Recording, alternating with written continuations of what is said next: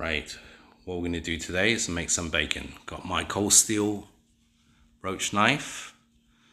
Okay, and I put a nice piece of back bacon or back pork.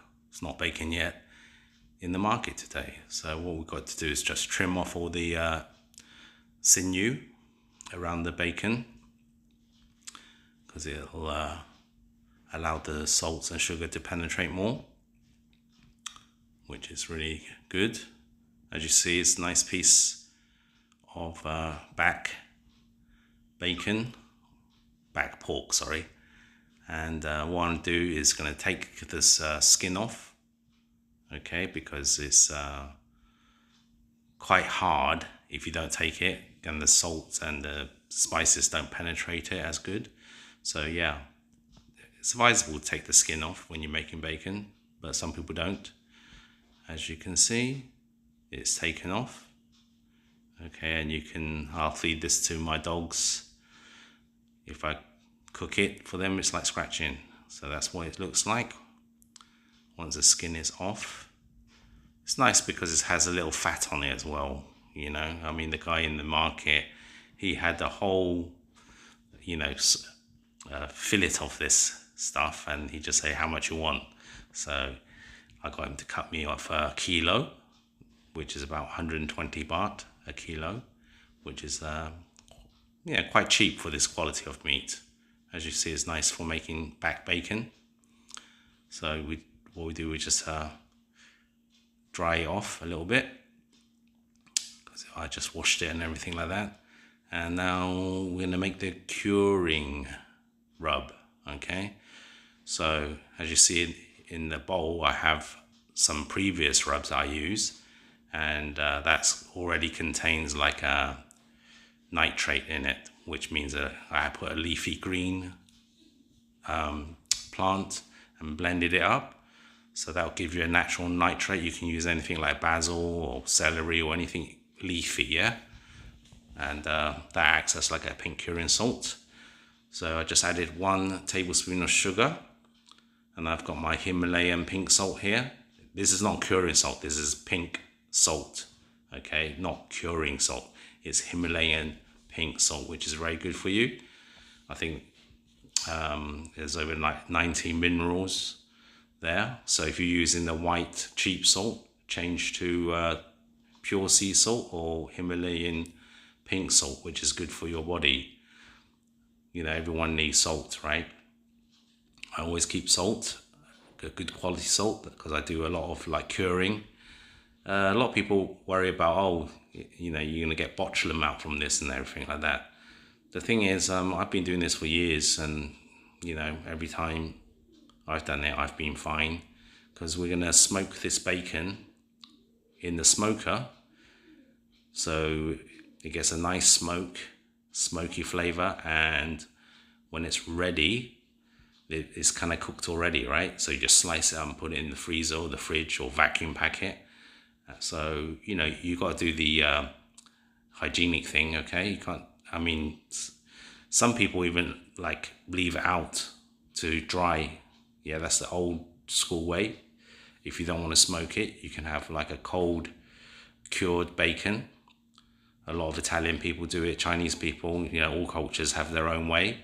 But curing meats, you don't need the pink salt, okay? Because the pink curing salt, sorry, is full of chemicals and stuff like that. It's not very good for you.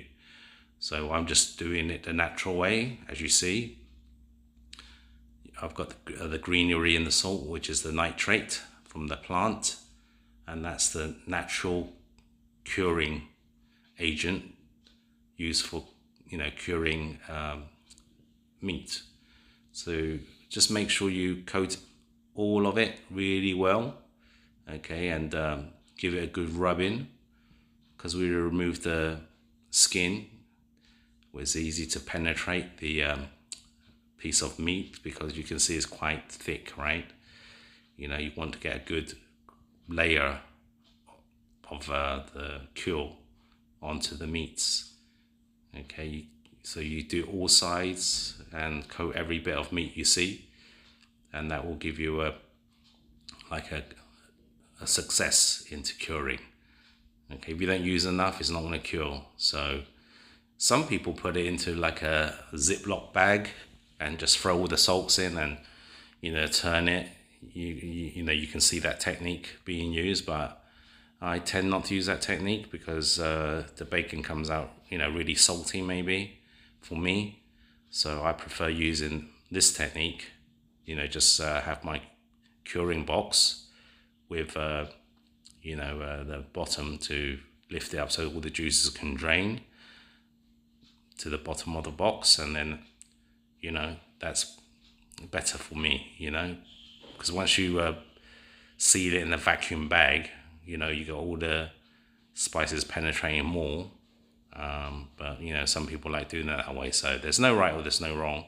You just got to find the way that you like it, but I find this way works for me, and I get a good result of the bacon when I do it. So why do I make bacon? It's because I'm a prepper and I need to learn how to preserve meat. If there was no like a refrigeration or anything, as I said before, you can do this and then just wind dry it, like tie it in a nice windy place. But it has to be cool wind, yeah, not hot wind. But in Thailand it gets pretty hot, that's why I do this way. But when I used to live in England, you just hang out in the shed when it's winter time and it just cures itself.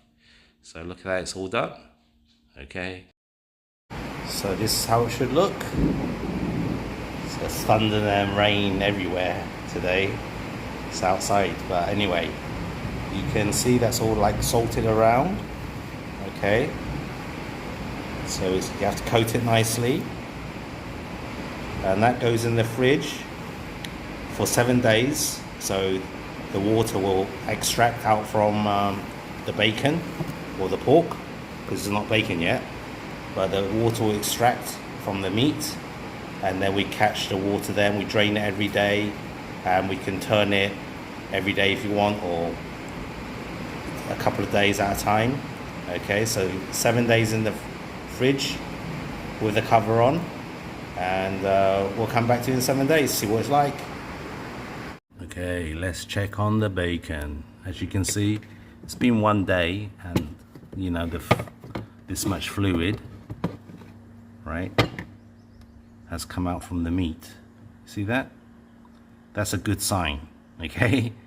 When you get this, is a good sign. So you drain this water off and maybe flip it over the meat, and keep repeating this for 7 days, okay? So just thought I'd show you that, and maybe I'm gonna upload this video, or maybe I'm gonna wait until I smoke it. So, or maybe I do 2 videos, okay? I'll get back to you.